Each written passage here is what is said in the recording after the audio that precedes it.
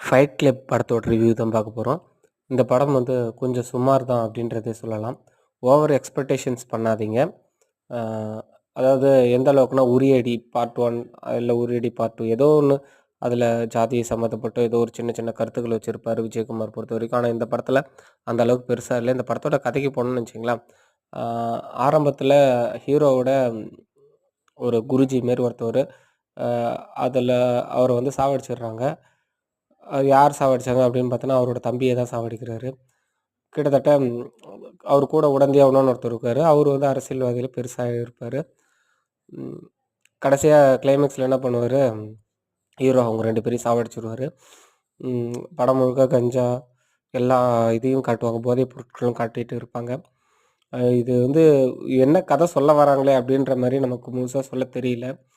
அ "வாழ விடுங்கடா" அப்படின்ற மாரி தான் இருக்கும்.